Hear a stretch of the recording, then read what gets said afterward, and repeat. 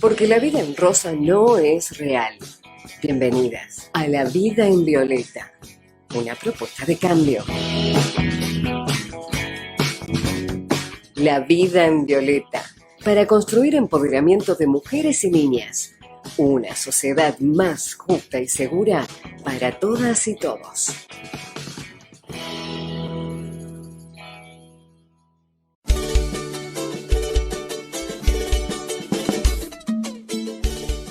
Hola, muy bienvenidas y, ¿por qué no?, bienvenidos a una nueva emisión de La Vida en Violeta. Soy Verónica Pereira Carrillo y no hay minuto que perder, por eso vamos a presentar rápidamente esta emisión que es realmente espectacular. La Vida en Violeta, hoy 20 de abril de 2021. Y vamos a tener dos entrevistas mayores. Una a la cineasta feminista Txelo Álvarez Stelle, autora galardonada múltiples veces por su documental Arenas de Silencio.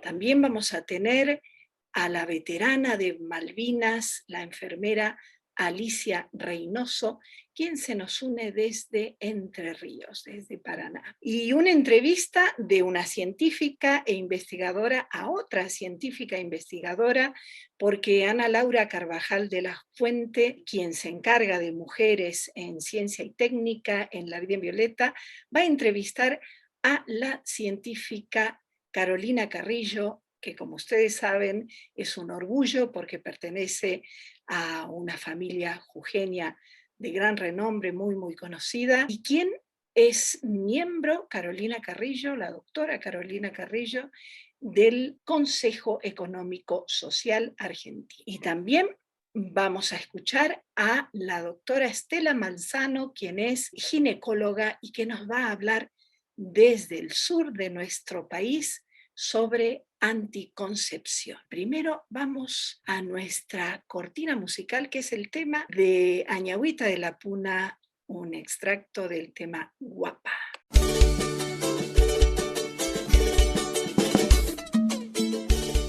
Y efectivamente tenemos un gran honor de recibir a la cineasta Txelo Álvarez Stelle, quien se nos une desde Barcelona, desde España. Buenas tardes, Txelo, qué gusto, qué honor tenerte con nosotras. Simplemente decir que es un honor estar aquí, Verónica, muchísimas gracias por la invitación, compartirlo con Alicia Reynoso, deseando de ver ese documental. Nosotros también estuvimos, ¿no? Muchísimas gracias por tenerme. Es para nosotras un gusto tener justamente una coprotagonista de un documental esencial para nuestra patria y también a la realizadora que también de alguna forma es coprotagonista de un documental que ha marcado época. Realmente les puedo decir que es una divisoria de aguas para el alma. Soy feminista desde hace muchas décadas, sin embargo me he quedado con el alma conmovida al ver tu documental, que por cierto está en inglés y en castellano. ¿Cómo surge Arenas de Silencio, Txelo? Sí, Arenas de Silencio surge después de muchos años de trabajar en el tema, de sentirme intrigada, indignada y con la necesidad de informar, de reportar lo que estaba ocurriendo en el mundo a nivel de violencia contra la mujer, violencia sexual en concreto, abuso sexual, violación, violencia doméstica, trata, ¿no? Y después de haber trabajado mucho en ese tiempo, en este tema, llegó un momento en que me di cuenta de que yo tenía que hacer mi propia película, mi propio documental. Había trabajado en otros documentales con otros equipos, ¿no? Y sentía que yo tenía que traer mi voz porque ya había amasado una cantidad de entrevistas y de experiencias y de dolores recogidos de mujeres, de tantas víctimas, mujeres en su mayoría, ¿no? Principalmente, ¿no? Entonces me lancé a hacer este documental y pensé, bueno, voy a hacerlo, fue en el 2008, voy a hacerlo sobre 3 víctimas de trata, de distintos tipos de trata, esclavitud, trata sexual, ¿no? Para la prostitución, una mujer que que alguien le engañó, hizo casarse con él y luego la tuvo esclavizada, y otra persona que vino, una mexicana que pasó la frontera a Los Ángeles y fue esclavizada en un taco truck, en un camión, una camioneta que vende tracos durante 2 años, ¿no? Y eso, digamos, es el labor trafficking o la trata de trabajo laboral, ¿no?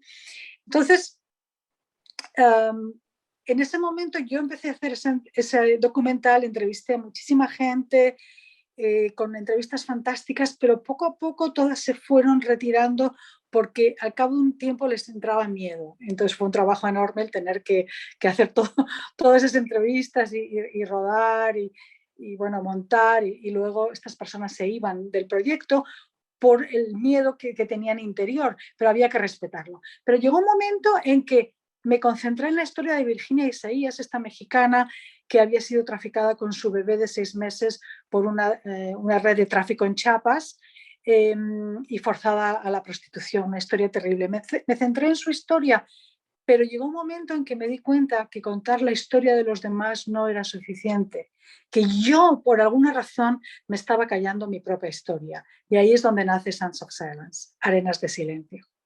Absolutamente. Si te parece, vamos a intentar ver el tráiler. Fueron hasta los toldos, la metió en uno de ellos y bajó la lona. We got rid of slavery in the 19th century, didn't we? Mi esposo era bien celoso, me golpeaba, le gustaba tomar. No, we didn't. Y en el trayecto hacia el pueblo, que eran unos 6 kilómetros, ahí es donde empezó a tocarme las piernas. My mom was raped and she had me. Nos ponían a bailar desnudas y para mí eso era bien duro porque eso era el enfoque de todo mi sufrimiento, que me estuvieran prostituyendo. Yo fui violada, fue mi primer relación. Me quedé en silencio muchísimos años. Te habrá sorprendido recibir esta carta. Eras muy cercano a nuestra familia, pero nunca te hablé del viaje que emprendí. Solo recuerdo un silencio suave, como si hubiese percibido el eco de los gritos ahogados de mi hermana. No sé, yo reconozco que pasó eso y que a muchas personas, a muchas mujeres les ha pasado mucho más grave, que habrá influido mucho más en su vida. Por eso papá le daba pavor, poder hablar de esto naturalmente en una familia, que es lo más estupendo que nos puede pasar a todos. ¿Hasta dónde llegó mi ignorancia? También nunca me dijeron que hayan abusado de ellas. Yo tenía una mamá que a mí me educó a callar, tener esos principios de los abuelitos. Pues el documental me ha llevado a mí misma a decir la hora de la verdad, ahora me tengo que desnudar yo. Lo que hiciste tú es algo que se reconoce, mija. Porque otra niña en tu lugar se hubiera callado. Me siento preparada y lo puedo contar a todos. Y si con esto ayudo, pues a las mujeres, pues fenomenal. Mis viajes por el mundo como periodista me han llevado al corazón de mujeres que han sanado sus heridas, rompiendo el silencio. Su eco está creando olas de valor.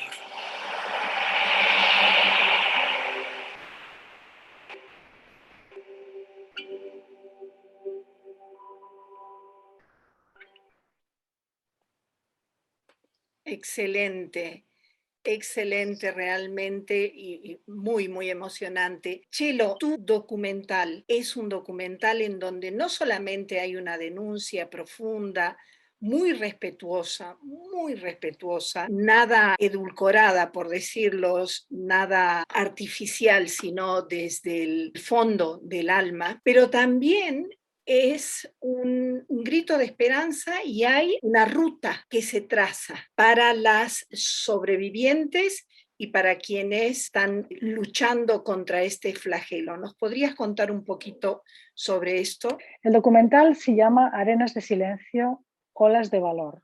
Arenas de Silencio fue el título inicial cuando empezamos en el 2008. Lo terminamos en el 2016 y ahí fue cuando yo sentía la necesidad de añadir este subtítulo, digamos, porque lo que había ocurrido al hacer el documental es que se habían creado olas de valor, fue como una especie de efecto dominó impresionante, el ver que una persona rompía el silencio y animaba a otra persona a romper el silencio. Entonces yo estaba siendo testigo de esto dentro del documental, fuera del documental y dentro de mi alma, porque a mí me pasó eso. Yo fui tocada por otras personas que rompían el silencio y no me quedó más remedio que abrirme. Y me resistí hasta el último momento, porque no, la directora no puede poner su historia, etcétera, etcétera. Y entonces fue precioso el ver cómo esas olas de valor luego se siguieron repitiendo en cada proyección que hacíamos cuando ya la película estaba terminada.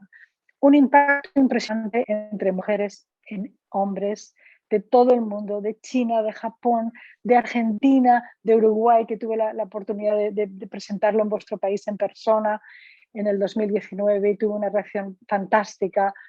En fin, se estrenó en salas en Buenos Aires también. Bueno, una reacción impresionante. Entonces, las víctimas, cuando ven este documental, tengo que decir que sí que te remueve y si no estás si no has procesado tu dolor, es posible que lo reavive. Pero también te da pautas, también te da esperanza, también te hace ver que hay mujeres que han roto ese silencio con mucho dolor, pero que después eso les ha compensado, que les ha traído muchísima curación, muchísima fuerza interior. Y eso me ha ocurrido a mí también como víctima también, ¿no?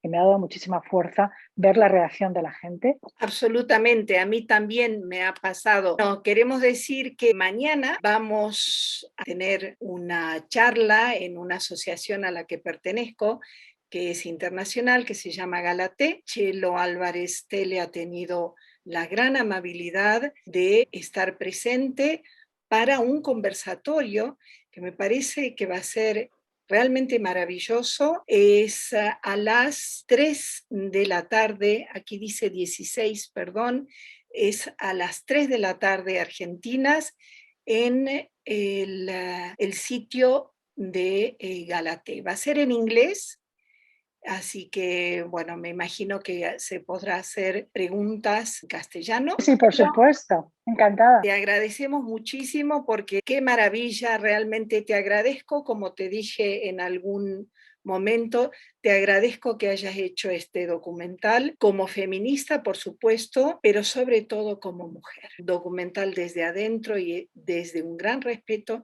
y desde una gran esperanza. Muchísimas gracias, un placer estar aquí. Y un saludo a todas las personas. Un abrazo a todos. Un gran abrazo.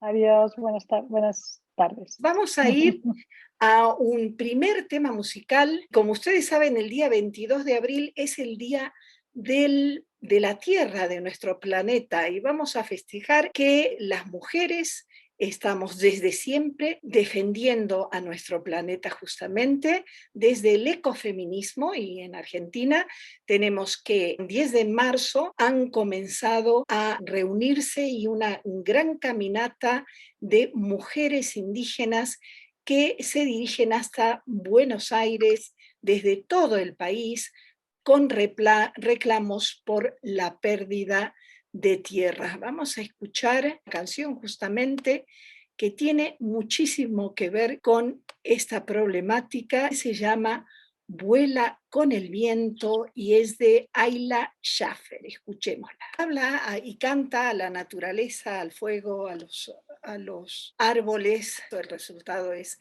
maravilloso desde el punto de vista estético, así que bueno, la tengamos en cuenta a esta excelente compositora. Seguimos entonces La vida en violeta. Estás escuchando La vida en violeta.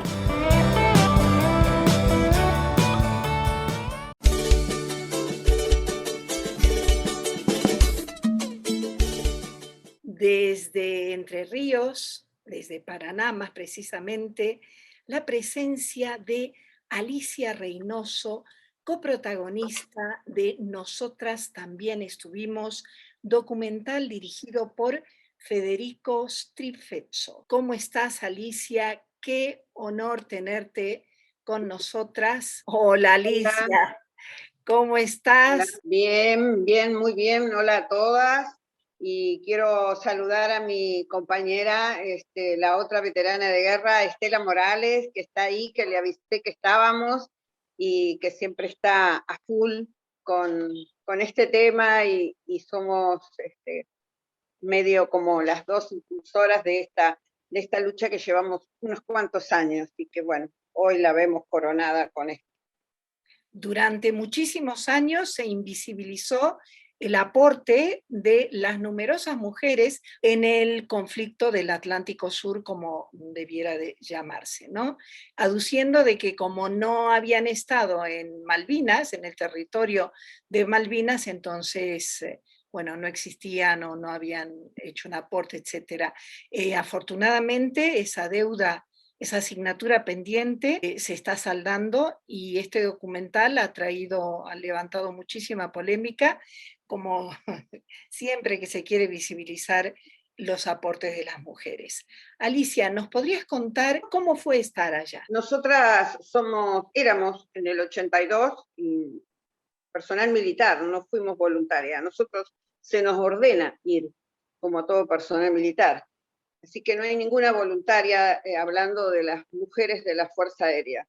Okay. Ya la Fuerza Aérea había ingresado sus mujeres a sus filas en el año 80, formando así la primera fuerza, o sea, la Fuerza Aérea, que tenía sus mujeres como personal militar. Había incorporado en los aeropuertos las policías aeronáuticas, que tenían el poder policial dentro de los aeropuertos. Cuando nosotros egresamos con el grado de cabo principal en comisión, éramos personal militar con el Código de Justicia Militar reinante en el gobierno de facto reinante, así que teníamos todos los beneficios, si había alguna, pero más las obligaciones que tenía todo el mundo.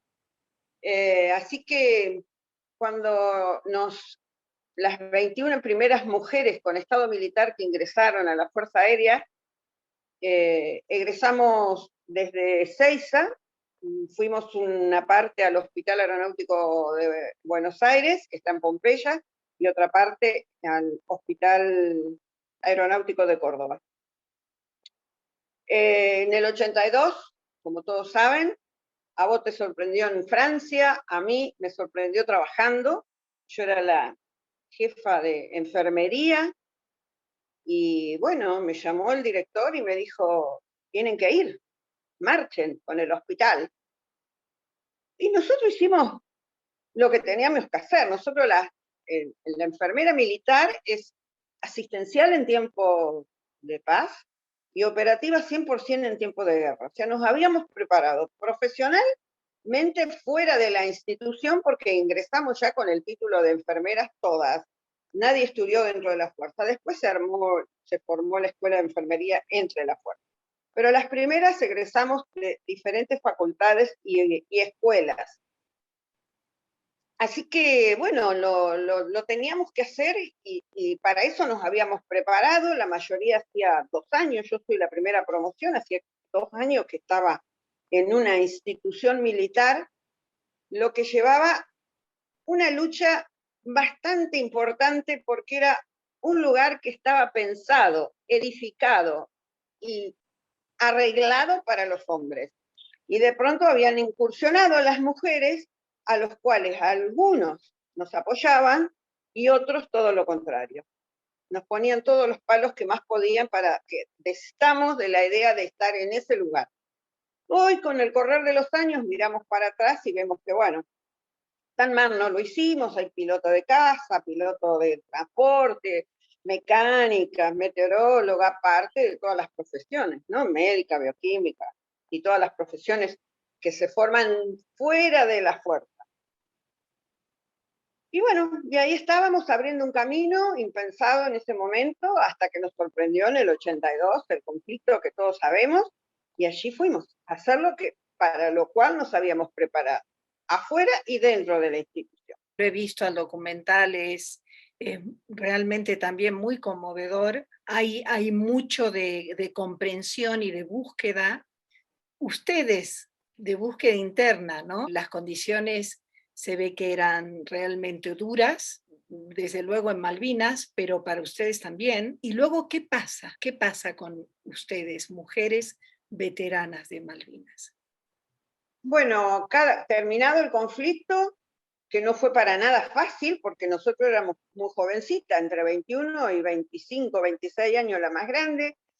Terminó el conflicto, cada una volvió a su respectivo trabajo. Acá no pasó nada, se nos ordena no hablar, como a todo el mundo, del cual había participado. Acá no pasó nada, olvídense, sigan trabajando, y así lo hicimos. Así lo hicimos durante muchos años. ¿Tuvieron apoyo psicológico para estrés postraumático, etcétera? Okay. No, en ningún momento tuvimos ninguna. Nosotros somos 14, ninguna tuvo un apoyo psicológico. Yo en el año 2009, yo estaba destinada de nuevo, yo todavía pertenezco a la fuerza, soy personal civil superior, estaba destinada en Buenos Aires y hice un problemita psicológico que me lleva a nada más ni nada menos que a la Asociación del Psicoanálisis en Buenos Aires, y ahí logran sacarme, pero después de varias secciones, nombro la palabra Malvinas, y bueno, te imaginás que empezaron con preguntas que yo me las hacía todos los santos días en silencio, pero no las podía largar, decir. Y así fue como empecé de a poquito a sanar de adentro para afuera con la terapia, pagada por mí, no me la pagó la fuerza. Y así empecé en el año 2009, subí las primeras fotos, que yo las tenía guardadas en una caja sellada, más que sellada, porque nadie podía abrir esa caja. Hasta que la pude abrir, saco las fotos, y ahí empezaron las agresiones. Las agresiones físicas, psicológicas, maltrato, violencia verbal, desagravio, todas las palabras que vos te puedas, por contar esa parte. Entonces, yo, que fui la que levanté esa bandera, dije, opa, acá está pasando algo. ¿Por qué tanto lío por una verdad que tenía guardada de última? No la digo más, pero dije, no. En vez de ponerme a llorar y decir, pasar otros 30 y pico de años guardada, como estuve con esa historia, con todos los palos que me tiraron, que fueron muchos, por cierto, empecé a seguir hablar. Empecé con las escuelas, primero me contacté con Ana, después logramos encontrar la Estela, y después con muchas compañeras más que aún estaban y están en la fuerza, y a todas nos pasaba lo mismo. No nos nombran, ni siquiera nos tienen en cuenta. A ver, tengo un diploma del Congreso de la Nación por la ley 23.118 que dice que soy veterana de guerra. El Congreso, la ley, bueno, es el día de hoy que algunos no aceptan esa ley. Bueno, en Argentina no nos tiene que, lo estamos viendo a diario como no aceptan las leyes, pero bueno, eso nos llevó a ponernos más fuertes, más empoderadas, porque, y aparte empezamos a decir, pero escuchábamos esas palabras, empoderadas, violencia simbólica, violencia psicológica, violencia económica. Y en todas esas palabras nosotros calificábamos. Entonces nos fuimos haciendo fuertes.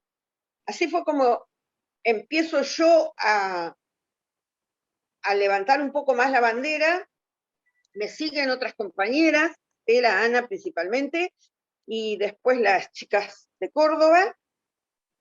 Y bueno, empezó una batalla que no la entendíamos por qué era, hasta que en el año 2013 más o menos, recién nos llaman, 1982, la guerra. En el 2013 nos llaman a desfilar por primera vez, y porque yo llamé por teléfono a un comodoro que estaba y le dije, ¿podemos ir las mujeres? Todavía pidiendo permiso, ¿podemos ir? Sí, vengan, tráiganse un estandarte. Claro, cuando aparecimos nosotros, todos los periodistas, como fue allá en el 82, seguían a las mujeres, porque ellos estaban cansados de verlo todos los años, ¿me entendés? Claro. Esta invisibilidad a la larga le jugó en contra, porque cuando empezamos a aparecer, empezamos a cobrar una visibilidad que hoy con este documental salimos, inclusive estuvimos en 2 festivales, 3 festivales, en el de Trieste, en Italia, en Europa, el año pasado, y en los 2 festivales que hay en Uruguay, el Latin Uruguay y el FEM Uruguay, una cosa así. ¿Cómo surge este documental? Porque tengo que decir que ha habido una repercusión enorme y yo lo he visto, no hay ninguna ofensa, ningún ataque, ninguna puesta en cuestión, ni siquiera de la legitimidad o no, o de las intenciones ulteriores políticas que hubo para lanzar la guerra, nada. Es decir, es simplemente la historia de ustedes, lo que pasaron, dónde estuvieron, etcétera, etcétera, y nada más. Y sin embargo, ha tenido mucha polémica. ¿Cómo surge este documental, Alicia? Bueno, yo presento mi libro en la Feria del Libro, que se llama Crónicas de un Olvido, la historia de las enfermeras en la Fuerza Aérea, en la Guerra de Malvinas, y presento mi libro en la Feria del Libro que nadie me ayudó a escribir, ni en ninguna imprenta, nada, lo pagué yo, y me contacta Federico, un chico joven que estaba estudiando, cineasta, y yo la verdad que estaba muy cansada, pero dije, bueno, voy a ir porque después yo ya me voy a Paraná, y no sé qué, así que nos fuimos a tomar un café ese día. Y ahí nació como una cosa, Federico nació en el 83, o sea que nada que ver, estudió la guerra, como yo le digo, por los libros, o por Villiquen, o por Anteojito, pero sin embargo le llamó la atención una foto que es la foto emblemática de nosotras, donde estamos las 5 al lado de una ambulancia y habla, bueno, como toda la publicación de esa época, donde las mujeres éramos adorno o alfombra. Lo lamentable para ellos, que ahora yo no soy ni alfombra ni adorno. Entonces, eso es lo que molesta para muchos y muchas. Entonces, empezamos con Federico a charlar, y bueno, un café, otro café, después otro día, después otro día, hasta que un día me llamó y me dijo, vamos a hacer un documental. Le digo, ¿qué? ¿Un documental con la plata que sale? Bueno, ¿cuánto sale? Y Estela me dice, bueno, pongamos dinero cada uno. No sabíamos ni lo que salía un documental. Y no, era imposible pagarla nosotros como pagué yo el libro, las ediciones de los libros.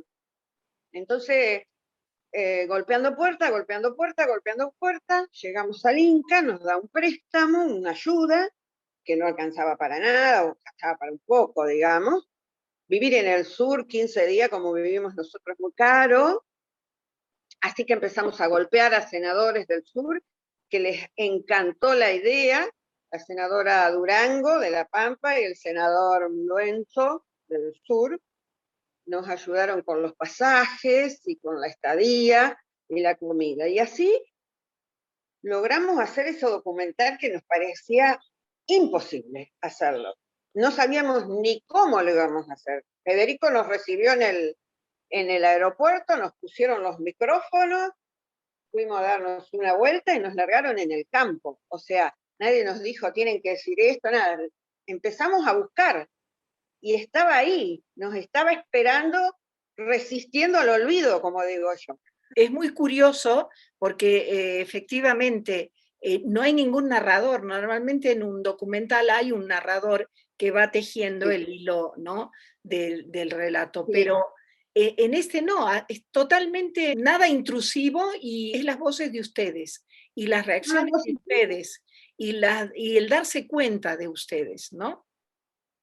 Yo creo que fue una sanación para nosotras tres. Obviamente que nos hubiera gustado que vayan todas, pero bueno, la economía, todo el mundo sabe cómo estamos y bueno, no, tampoco hubiera sido un documental como salió, porque bueno, serían 14 voces diferentes y lo que nosotros queríamos dejar plasmado es que tantos años nos han dicho de todo, nos han pegado por hablar, nos han echado de un desfile en el año 2019 por decir lo que éramos mentirosas. Nos querían echar con la fuerza pública en Buenos Aires. Los mismos que nos iban a sacar, este año nos reconocieron. Es muy loco todo esto. Mirá lo que logró el documental, ¿no? Yo la verdad que llegar ahí, yo me transporté al 82. No era el 2019. No habían pasado 37 años. Y cuando vi el refugio, cómo estaba, yo dije, creo que lo digo en el documental, en cualquier lugar, en cualquier país serio, esto es una referencia histórica. Un museo. Acá lo están dejando morir, caer, esconder bajo la alfombra, como nos escondieron y pretendieron esconder a nosotras. Y que hoy, a 39, casi 40 años, cuando decimos todavía estamos vivas las 14, recibimos aún recibimos agravio. O lo que es más, un silencio que dice mucho más. Pero quienes tendrían que estar hablando y pidiendo, no sabíamos, porque cuando uno reconoce un error, lejos de quedar mal, reconocer un error engrandece al ser humano. Por supuesto. Engrandece al ser humano y decir, no, yo llamé a una compañera que estaba destinada allá y me dijo, no, Alicia, no hay nada de ahí. Ni a ese lugar fueron nunca, viviendo ahí, trabajando ahí. No fueron nunca.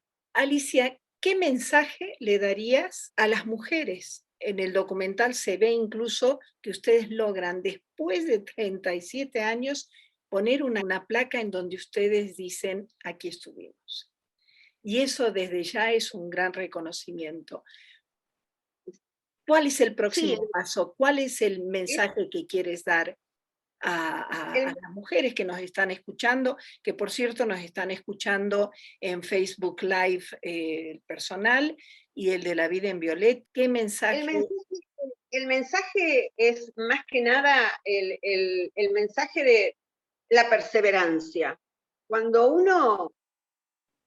A ver, tanto que hablamos de empoderamiento, nosotros las mujeres tenemos que empoderarnos desde el respeto, desde el lugar donde ocupamos, y así sea pequeño o grande, defenderlo, y defenderlo con uñas y dientes como lo defendimos nosotros, pues si no nos hubieran borrado de la historia. Nosotros no necesitamos desnudarnos, nosotros no necesitamos cosificarnos. Pese a que alguna escritora por ahí quiso meter algunas páginas amarillas diciendo las violadas y demás, no, señores, a nosotros no. Nosotros estuvimos trabajando genuinamente, sin ninguna cosificación, codo a codo. No pueden decir nada los hombres que estuvieron ahí de nosotros, absolutamente nada. Eso sí, nos pudieron olvidar. Eso sí, eso lo hicieron, porque molestábamos. ¿Qué molestaban? Quizás la verdad. Y a las mujeres les digo que mientras sigamos luchando por la verdad desde el respeto y desde el lugar que nos merecemos estar, ni un paso atrás. Mil gracias, Alicia Reynoso, enfermera, veterana de Malvinas. Mil gracias por haber estado en La Vida en Violeta. Gracias a vos y bueno, un saludo a todos que nos están escuchando y recomiendo que todavía en la plataforma de Cinear Play se está dando el documental, así que si lo buscan en la grilla, lo pueden encontrar. Exactamente. ¿Podrías repetir, por favor, en la plataforma Cinear Play? Entran ahí, gratuito, miran el día, porque ellos van cambiando los horarios. Y lo ponen a veces los fines de semana, 2 o 3 veces, y a veces no, bueno, no sé cómo se maneja eso, pero sí todavía está en la plataforma de Cinear Play.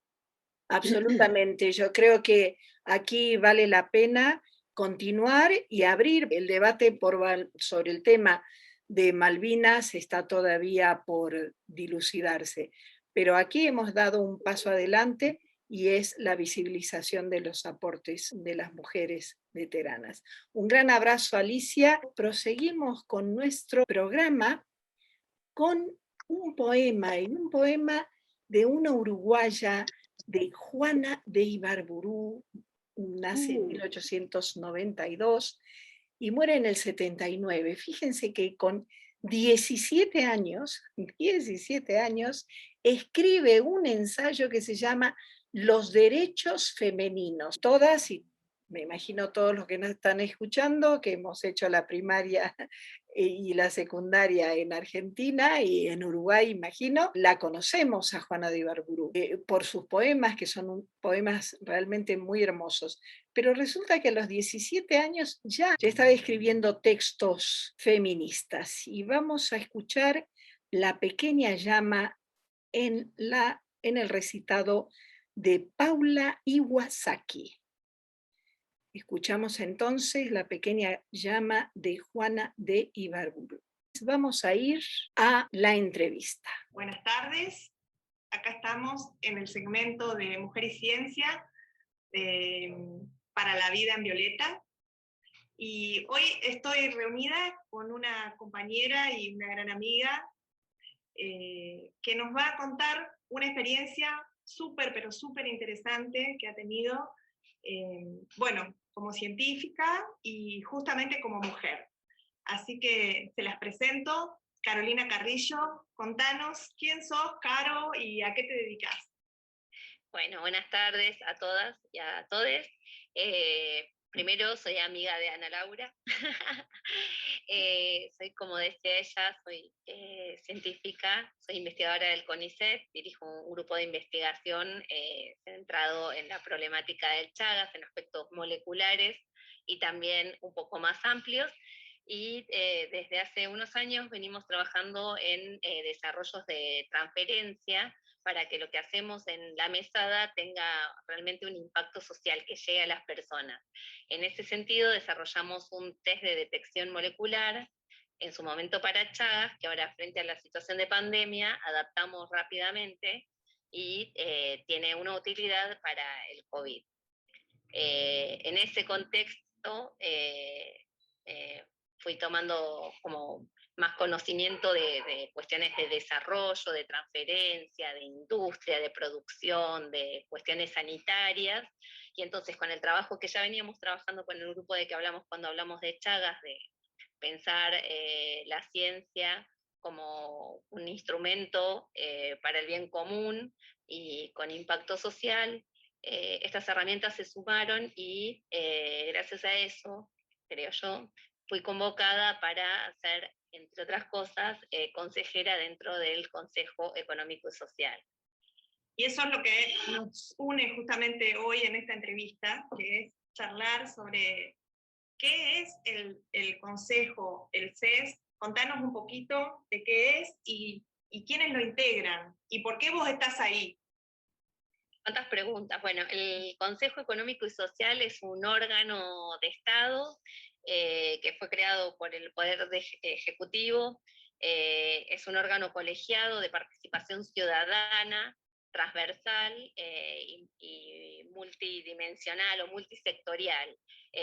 Ahí participamos personas de la sociedad en general, representantes de los trabajadores y las trabajadoras, representantes del sector empresario, del sector académico, de investigación, ciencia y tecnología, y justamente lo que se busca es trabajar de modo complementario, tratando de identificar situaciones críticas de nuestro país para hacer propuestas de soluciones a mediano y largo plazo, ¿no? O sea, el Consejo no busca resolver las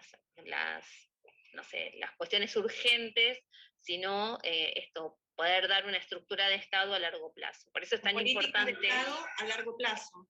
Mediano y largo.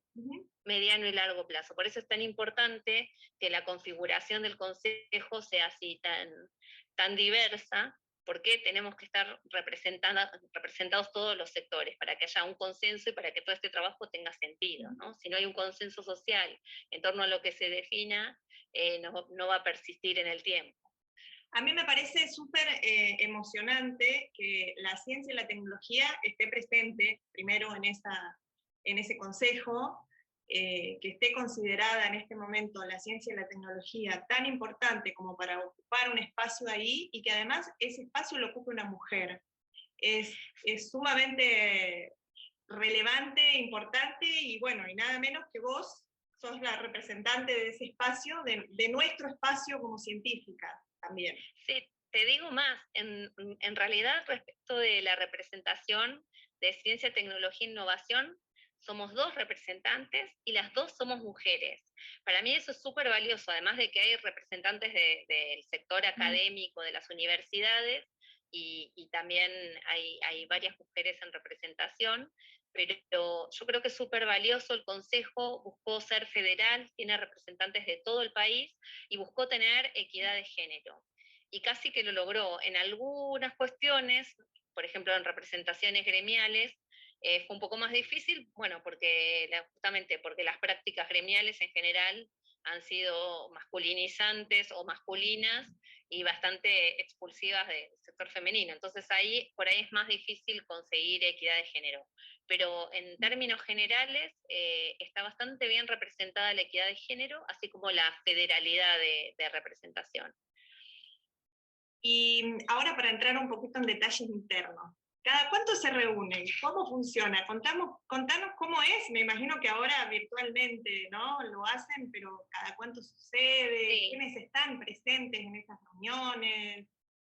Bueno, en este momento, como todavía estamos organizándonos, tenemos un montón de reuniones semanales, porque la idea es esto, ¿no? El planteo son 1000 días, como un objetivo general, 5 misiones, 25 metas, así se llama, ¿no? O sea, una gestión de aproximadamente 3 años, en donde hay como 5 ejes temáticos grandes, que son las que se llaman misiones, que reúnen como temas, pero que no son educación, economía, así, sino que más bien son transversales, ¿no? Hay cuestiones de educación en las 5 misiones, cuestiones económicas, de desarrollo social, están pensadas, por eso se les llama misiones y no ejes, y dentro de cada una de esas misiones hay 5 metas, o 5 mesas. Entonces, dentro de esas, cada mesa desarrolla distintos abordajes. Entonces, por ejemplo, dentro de las misiones hay una que se llama Comunidad del Cuidado y Seguridad Alimentaria. Entonces, si vemos ahí, tenemos cuestiones de nutrición y alimentación, cuestiones de salud de los primeros años de vida, cuestiones de educación desde los primeros tiempos en adelante, viviendas localizadas a lo largo de todo el país, que sean saludables, que permitan el desarrollo social, y después tenemos otra misión que se llama Educación y Trabajos del Futuro, ¿no? Entonces ahí aborda cuestiones tecnológicas, formación de los docentes, capacidades del sistema de educación para los chicos. Entonces vemos, por ejemplo, educación está en una y está en la otra, ¿no? Después hay otra misión que se llama Productividad con Cohesión Social, y cuando abordamos en la temática de productividad, sin duda también estamos pensando en cómo nos educamos, cómo nos formamos para poder ser productivos. Por eso, como las disciplinas o las herramientas con las que podemos abordar o contribuir son como transmisión, ¿no? Eso, y como te decía, son 5 misiones, y dentro de cada misión hay por lo menos 5 mesas de trabajo. Entonces, en este momento, las misiones se proponen en general en reuniones plenarias, y después los temas de trabajo de cada mesa, se hace una presentación y ahí se define cuál es el grupo que va a trabajar. Cada sector puede asignar representantes para que también participen. No es necesario que les consejeres estemos en todos lados todo el tiempo, pero sí podemos proponer representantes o personas expertas o que puedan sumar a esos trabajos. En este momento, como estamos haciendo la presentación de las mesas y de las temáticas, tenemos un montón de reuniones, así que estamos así como nos reunimos hoy, nos reunimos mañana. Sí. Hablando de esto de los consejeros que también contribuyen, estuve viendo que hay miembros internacionales convocados para esto. ¿Nos contás qué miembros que tienen? Sí, hay colaboradores que participan como asesores. Y la verdad, yo creo que eso es súper positivo porque por supuesto que hay otras experiencias de consejos económicos y sociales en distintos países y porque además muchas de las propuestas que salgan de este consejo necesitan también un soporte, ¿no? Estructural o económico. Entonces contar con entidades internacionales que lo apoyan facilita que esos fondos se obtengan. Entonces, por ejemplo, está, bueno, representantes de Naciones Unidas, de CEPAL, de OIT, están participando como asesores, no se reúnen todo el tiempo con todos, pero sí justamente participan en momentos críticos en toma de decisiones o en presentación de la temática para después avanzar con los desarrollos de cada tema. Y después está también la OEI, que es la Organización de los Estados Iberoamericanos, y después bancos o fondos internacionales como el BID o Fonplata, que contar con esos apoyos también es sumamente interesante o necesario, como te decía, porque muchas de las propuestas van a tener un costo y ese soporte económico hay que conseguirlo de algún lado, y son esas entidades que pueden financiar esto. Bueno, Caro, hemos tenido una charla súper interesante. Podríamos charlar muchísimo tiempo más. Muchísimas gracias por darnos este espacio y este privilegio. Te saludo con un fuerte abrazo y nos vemos en otra. Bueno, esto ha sido Para la Vida en Violeta. Muchísimas gracias. Hasta el próximo mes. Chau, chau. Mil gracias a Ana Laura y a Carolina. Hay que decir que Carolina es un gran orgullo para los jujeños porque es de familias jujeñas, aunque ella haya nacido en Mar del Plata. Y qué maravilla, la verdad, Estela, coincidirás conmigo, qué maravilla que en estos momentos haya mujeres liderando en ciencia y en tecnología y en organismos tan importantes como el CES. Tengo que decir que yo conozco a dos personas, dos mujeres también, asesoras de Naciones Unidas para el CES, Rebeca Greenspan y Alicia Bárcena, dos grandes del sistema de Naciones Unidas. Qué maravilla, y sabemos que la Vida en Violeta no es para nada partidaria, pero si yo comparo que hoy se cumplen los 500 días de la eliminación del Ministerio de Salud, el gobierno nacional de entonces, de 2018, decidió que la salud no era importante y no era prioritaria, realmente es un gran avance y una gran esperanza para todas. Y antes de continuar, yo quisiera ir a un último tema musical y vamos aproximándose al 22 de abril, el Día de la Tierra, vamos a escuchar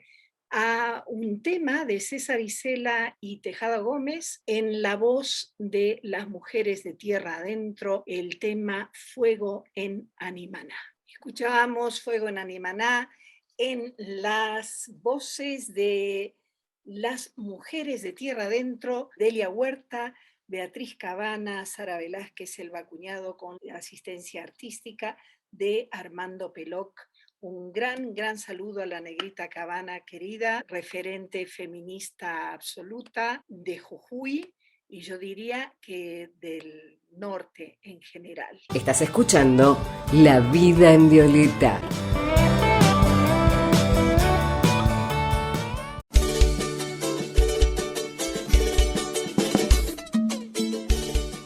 Y ahora vamos con la médica ginecóloga y también referente feminista, con nada más y nada menos que Estela Manzán. Estela. Hola Verónica, buenas tardes, ¿cómo estás? Para nuestras oyentes de Facebook Live de La Vida en Violeta, ¿desde dónde te estás conectando? Yo me estoy conectando desde Trelew, provincia de Chubut, Patagonia, Argentina. No sé, acá ya es de noche, por lo pronto. Aquí también. Aquí Ah. también. Estela, contanos un poco, porque la anticoncepción ha sido un gran avance para la libertad de las mujeres y para la vida de las mujeres. Contanos un poco cómo es este abanico de recursos que tienen las mujeres en edad reproductiva hoy. Sí, la verdad es como que es tal cual decir, es algo que nos dio mucha libertad. Freud lo dijo en algún momento, que cuando las mujeres pudiéramos regular nuestra fecundidad, íbamos a ser libres más o menos también. Y claro, los anticonceptivos nos dan la posibilidad de disfrutar de la sexualidad sin temor a embarazos no deseados. El otro temor, que es lo que tiene que ver con respecto a evitar infecciones de transmisión sexual, sabemos que solo hay un método que lo protege, que son los preservativos, ya sea el preservativo vulvovaginal o el preservativo peneano. El preservativo más común, que es el preservativo peneano, no está en nuestras manos su uso. Cuando debatíamos abortos, muchos decían a las mujeres, ¿por qué no nos poníamos preservativo? Y porque no se consigue muy fácil. Que el compañero sexual se lo ponga o no, es una práctica que hay que aprender desde las escuelas. Hay que hablar a las adolescentes para que si su compañero sexual, llegada la hora de tener una relación, plantea que a él el preservativo no le gusta, le hace mal, no disfruta, es muy sanito y cómo podrían dudar de él, yo siempre les digo a las chicas que salgan huyendo de ahí. Porque bueno, ese no es un buen compañero, no se cuida ni a sí mismo, ni tiene cuidado por su pareja. Y el preservativo vulvovaginal, que es muy hermoso, yo no sé en Jujuy, pero acá no se consigue. Así que bueno, esa es la pena de estos métodos que son llamados métodos de barrera. El otro es el diafragma, que también ha caído bastante en desuso. Yo lo usé de joven, se usaba con una crema espermaticida. Ahora mucho no se consigue, pero bueno, tenemos muchos métodos más efectivos incluso que el diafragma, que tampoco protegía bien de infecciones, digamos, porque como solo cubría el cuello del útero y una parte de la vagina, no es que protegía bien de infecciones como los preservativos. En cuanto a los otros métodos, hay muchas clasificaciones, pero una que a mí me gusta mucho es dividirlos en métodos de acción prolongada o no.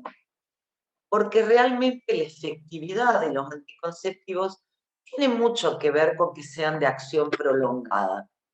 El DIU de cobre, por ejemplo, es un método. ¿Por qué tiene que ver?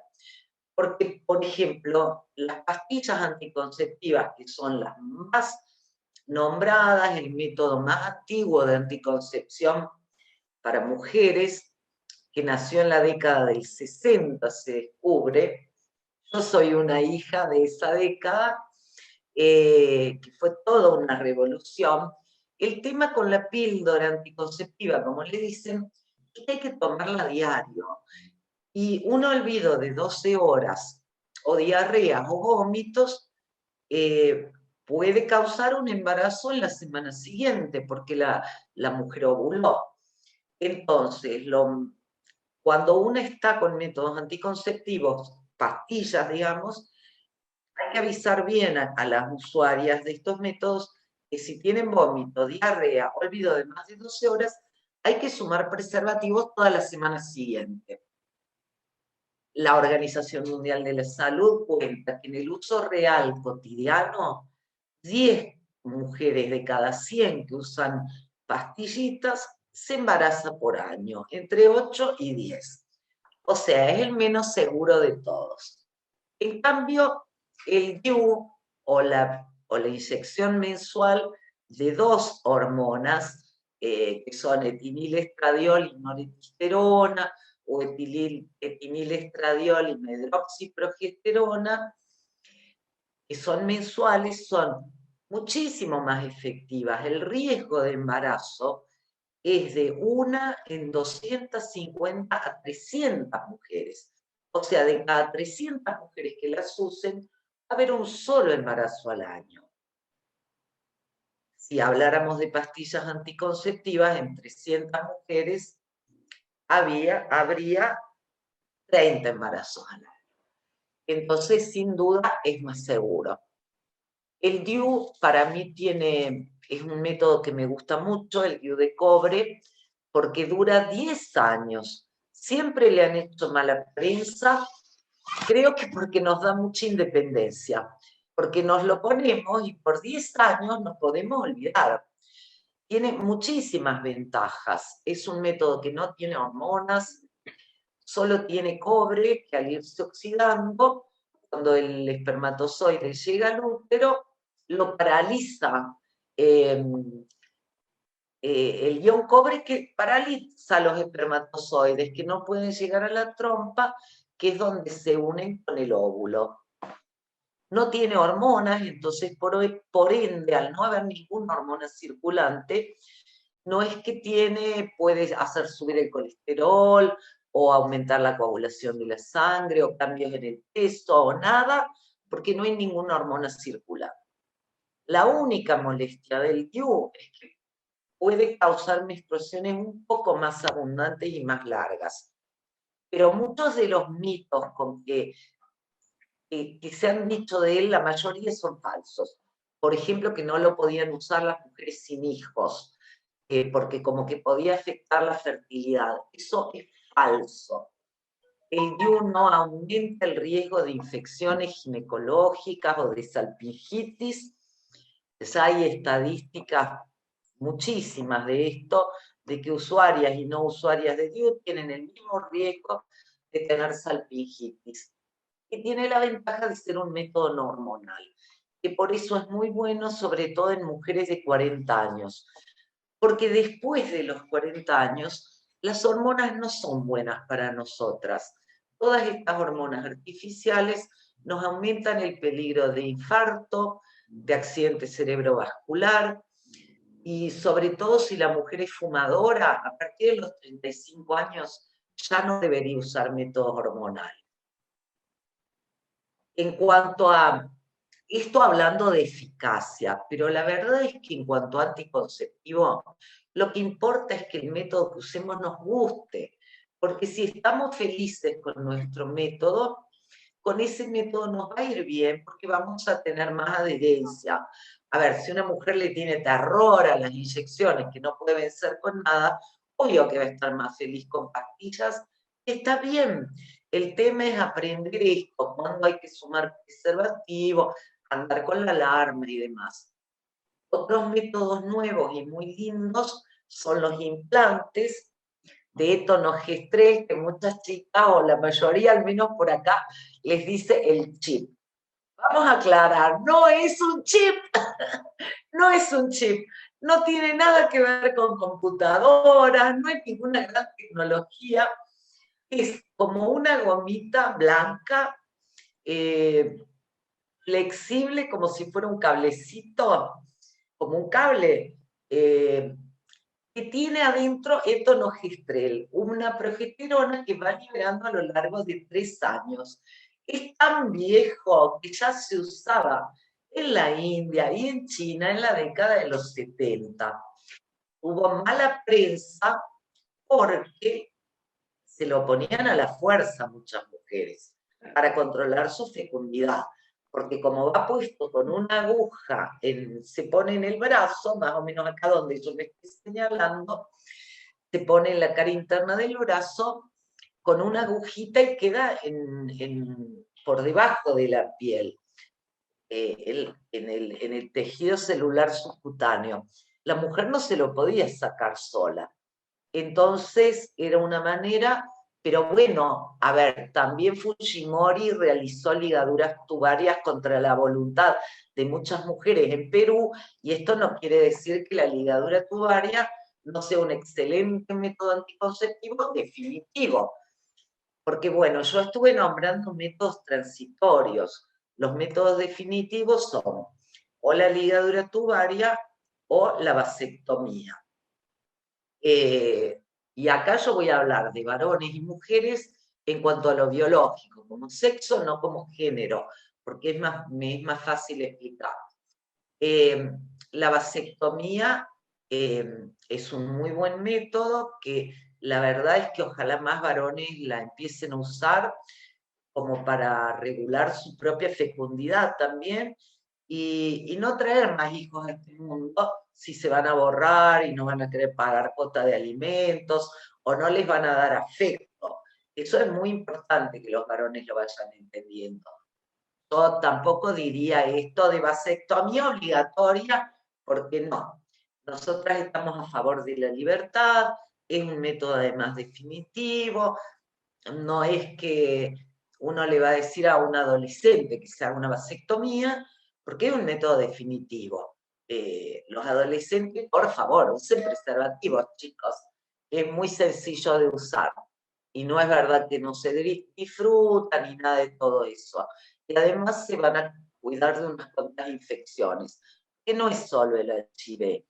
Son clamidias, micoplasmas, ureaplasmas, gonocoxia, sífilis, que las clamidias, por ejemplo, y la gonocoxia pueden dar esterilidad a los varones. Es la causa más común de esterilidad masculina y los tratamientos después son larguísimos si la infección llega al testículo.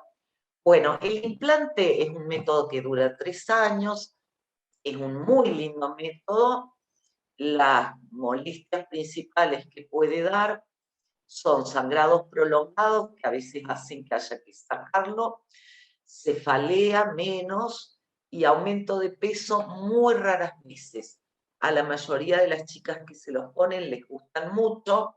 Y otra cosa que tengo que aclarar es que además de que los anticonceptivos nos dan la posibilidad de disfrutar del sexo sin temor a un embarazo, que esto es importantísimo, porque el sexo es algo muy importante en la vida humana y hay que quitar la religión del medio. El sexo no es pecado, el sexo une a las personas, el sexo es una fuente de amor, somos seres sexuados, quien no quiera tener sexo por propia voluntad está bien, pero para quienes queremos tenerlo, la sexualidad se considera un derecho humano desde 1994, cuando en el Cairo se dijo que los derechos sexuales son derechos humanos y que tenemos derecho a disfrutar de nuestra sexualidad, libres de coerción y violencia, y con la orientación sexual que tengamos. También hay que hablar de que las parejas gays tienen derecho al preservativo y las lesbianas tienen derecho a los campos vulvares y a que se les explique todo el uso y también derecho a los controles médicos, ¿no? Como derecho humano en Argentina nunca había sido respetado hasta el año 2003, en que por ley se creó el Programa Nacional de Salud Sexual y Procreación Responsable, se llama. A ver, a mí no me gusta mucho el nombre, suena como amoralista. Yo habría hablado de un Programa Nacional de Salud Sexual y no reproductiva, me parece. Porque lo de la responsabilidad va en cada uno, y la mayoría, no sé. Hay muchos irresponsables que también tienen sexo. Pero bueno, ya tener estos métodos, en realidad está bien, es por responsabilidad que usamos métodos. Pero como que falta la partecita del placer, que es tan importante también en ese nombre. A partir del año 2003, era en la época de Cafiero, que fue presidente por poco tiempo, cuando esta ley se sanciona, y con Néstor Kirchner se reglamenta, y empezamos a tener anticonceptivos gratis en todo el país. Y eso fue la primera vez. Ya hace 18 años que tenemos esta ley. Yo, ginecóloga desde 1985, fue una ley que aplaudí, era como un viejo sueño deseado por el que las feministas trabajamos mucho y fue muy lindo tenerlas.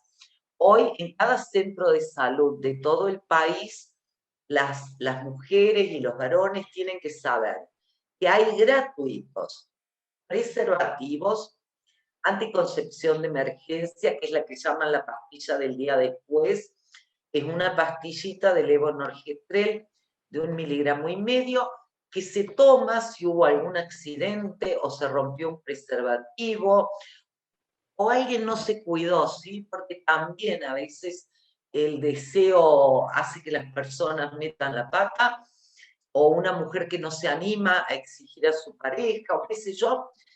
La pastilla del día después no es abortiva, demora la ovulación 7 días, porque los espermatozoides viven 6 días en las trompas. El tema es que no es tan segura, tiene un índice de seguridad del 90%, porque si bien el óvulo nuestro solo vive 24 a 36 horas, si esa relación sexual se produjo justo en esas 36 horas en que el óvulo estaba vivo, por más pastilla de levonorgestrel que tome, ese embarazo va a continuar. También en los centros de salud tenemos implantes de estos que nombré de tonorgestrel, tenemos DIU de cobre, tanto té de cobre como otro que es con formita de ancla, que a mí me gusta más porque se cae menos. Del DIU de cobre quiero decir algo más. Para que sea más seguro, lo que hay que hacer es una eco cuando nos lo ponemos. Porque como se pone con un cañito, puede que al retirar ese tubito se baje. Entonces es urgente el coso. También tenemos otro DIU en los centros de salud, que es un DIU con un progestágeno. Mirena es bueno, no quería dar el nombre comercial, hay varios nombres comerciales, pero hay un DIU con progesterona que es muy bueno para mujeres más grandes, que a veces tienen miomas, que sangran mucho, o mujeres con endometriosis, jóvenes, adolescentes o más grandes, porque este DIU lo que hace es que no sangremos por 3 años. Entonces es muy cómodo en las mujeres a las que por ahí el DIU les daba demasiado sangrado. Y además no es que hay tanta hormona circulante porque actúa más que nada en la zona, sobre el endometrio. En los centros de salud también tenemos inyecciones mensuales con 2 hormonas que son anovulatorias, y hay una inyección trimestral que es solo con progesterona, que es muy útil en mujeres que amamantan, pero que están con lactancia exclusiva para su bebé. Porque en cuanto el bebé empezó a comer al 7º mes, no hay que seguir con la medroxiprogesterona trimestral, lo dice una vieja ginecóloga que ha visto demasiados embarazos, porque puede que la mujer se embarace igual. También tenemos, estoy repasando la oferta de los centros de salud, más que nada ahora. Una joven, 20 años, no sé, que de pronto decide, como bien dice, asumir la responsabilidad de su vida sexual y necesita informarse sobre el método que mejor le cae a ella. ¿Dónde puede dirigirse? A cualquier centro de salud de cualquier ciudad y provincia del país, porque los médicos de familia o médicos generalistas, no hace falta que un ginecólogo asesore o recete. En todo el país hay centros de salud, centros de atención primaria de la salud, donde todos estos métodos están disponibles, donde se los coloca y se da información, asesoramiento. Y también en casi todo el país hay servicios de adolescencia, que son muy lindos para los adolescentes hasta 20 años, que en general están afuera de los hospitales, incluso para que ellos se sientan más cómodos y donde van a recibir asesoramiento y provisión. Porque hoy por hoy estos métodos son gratuitos para las personas sin obra social. Con obra social, algunas obras sociales cobran algunos métodos, hacen un gran descuento, pero la verdad no se ha cumplido que sean 100% gratuitos. Pero los tenemos, y los tenemos todas, ¿sí? Yo creo que con que ya solo sean gratuitos para las personas sin obra social, creo que también esto tiene que ver con justicia, que no todas precisamos que nos los den gratis. Hay algunos otros métodos que no están en los hospitales, pero que son muy lindos, como por ejemplo, también hay parches anticonceptivos y se pone uno por semana, al día 1 de la menstruación, al día 8 y al día 15. Con 3 parches por mes, también la mujer está cubierta. Y también hay unos anillos vaginales que se ponen en alrededor del cervix uterino que también tienen efecto anticonceptivo. Y bueno, y también dentro de pastillas, si uno lo conversa con su ginecólogo, hay de distintos tipos. En los centros de salud tenemos pastillitas con levonorgestrel y gestodeno, que son como las más conocidas, las menos dañinas. También es importante que la mujer consulte, en lo posible que no nos automediquemos.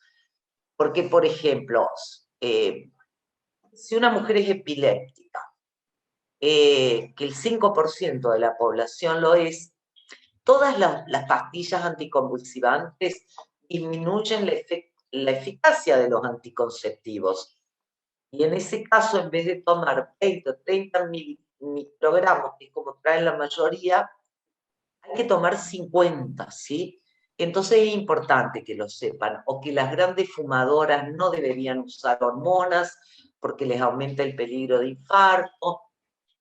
Pero bueno, es bueno conversarlo, como también hay otros que tienen antiandrógenos, si hay algún problema hormonal. También hormonizamos a personas trans. Los varones trans, porque yo no me enfoco con ellos en anticoncepción, porque la mayoría de los varones trans usan testosterona para que les salga barba, para cargar, para ir cambiando todo modificando su cuerpo. Y la testosterona hace que dejen de menstruar a los 3 meses. Entonces ya le funciona como anticonceptivo. En ellos no hace falta hablar de anticoncepción. Los varones trans en general dejan de hormonizarse por ahí porque algunos quieren plantearse quedar embarazados. Entonces es otra historia. Y por eso, más que nada, cuando hablamos de anticoncepción, y tenemos que hablar de mujeres. Y de mujeres hetero, de la mujer lesbiana, lo que hay que plantear es el uso de los campos vulvares para protegerse. ¿Qué es, del perdón, HPV. mi ignorancia, qué es campo vulvar? Yo nunca lo había escuchado. Ay, buena pregunta. Son como unas planchas de látex. Los odontólogos suelen usar unas que le hacen un huequito cuando nos están haciendo arreglos para que no salpique. En Argentina es una deuda hacia las lesbianas que existe. Ninguna empresa vende campos vulvares. Las chicas se los fabrican cortando un guante de látex, esos que usamos los médicos para tacto. Eso casi nada. Lo que más cortan son los preservativos. Manzano se desvió. ¡Borren eso! Cortan los preservativos, mientras como está enrolladito, se corta con una tijera sin desenrollarlo, casi hasta el medio. Y ahí el preservativo se estira. La verdad es que el preservativo es como muy fino y viene con este gel, que por ahí no es lo mejor. Las lesbianas querrían tener campos un poquito más gruesos, que yo siempre pensaba como en los guantes de látex, pero no, eso sí se abren y después hay que cortarle los dedos y qué sé yo, es todo un lío, pero siempre hay que pensar en usar alguna otra cosa, porque no están fabricados, no están en el programa todavía. Es verdad. Y evitar infecciones. Sí, sobre todo el HPV. El HPV vamos a tener, yo después, si me volvés a invitar, un día vamos a hablar de cáncer de cuello de útero, porque es el segundo cáncer más común en las mujeres. Era el más común cuando yo era joven, y cuando Tita Merelo era joven también. Por suerte, gracias a que hemos avanzado un poco en prevención, ahora el más común es el de mama. Pero el cáncer de cuello de útero es el único cáncer es provocado, y el de vulva y el de vagina, por una infección. Este virus también puede afectar a los varones y causarles cáncer de pene, que es muy raro, pero también les causa mucho más común cáncer de recto y ano, muy común en varones, y no solo en varones gay, en cualquier varón, porque este virus tiene preferencia por las mucosas anal, vulvar y genital, digamos, de los dos sexos. Este virus tiene como 120 cepas, pero algunas son cancerígenas, no todas. El tema es que las lesbianas también tienen que protegerse con sus campos vulvares. Si bien tienen muchísimas menos infecciones que los varones gay, digamos, tienen riesgo, igual que todos tenemos, ¿sí? Todos podemos tener clamidia, micoplasma, qué sé yo. En los varones gays, si no se cuidaban, antes tenían mucho más riesgo de HIV. Es una comunidad en la que el riesgo viene bajando a partir de que se ha concientizado muchísimo para el uso del preservativo. Y también hay un método que se llama PrEP, que es el tomar antirretrovirales, cuando hay, sobre todo cuando hay algún accidente. Esto también me gustaría hablarlo.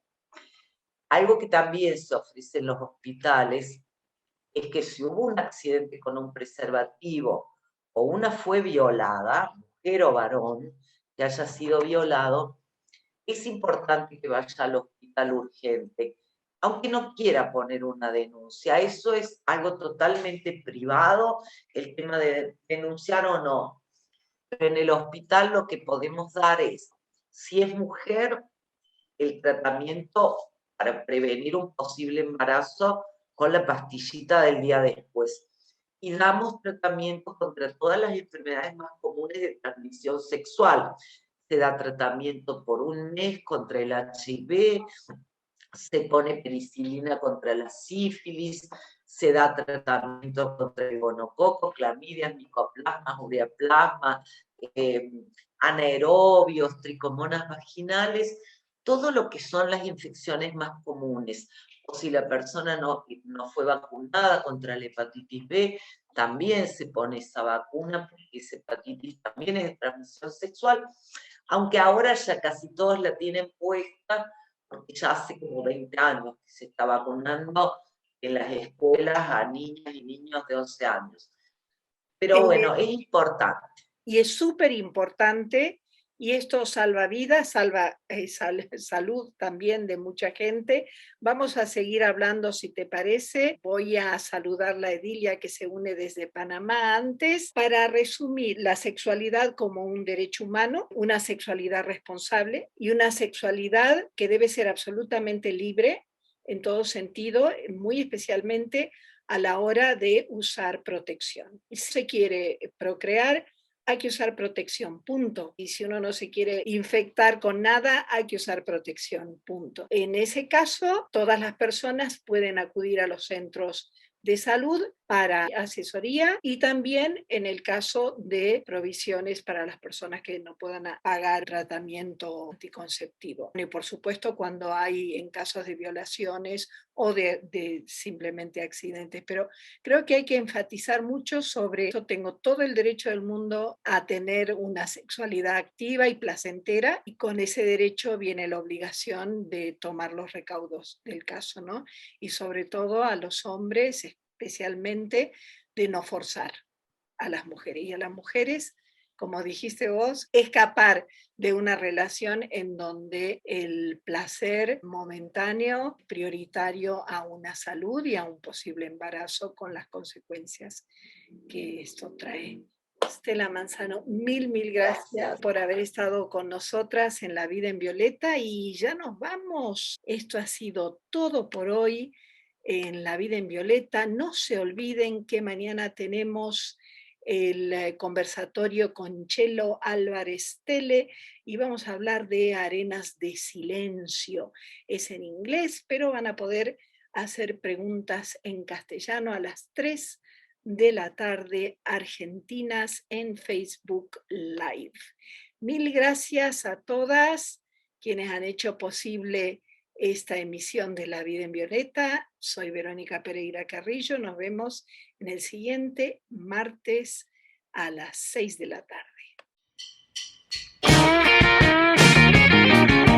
Esto fue La Vida en Violeta, una propuesta de nuevos enfoques, iniciativas y empoderamiento. Te esperamos todos los martes.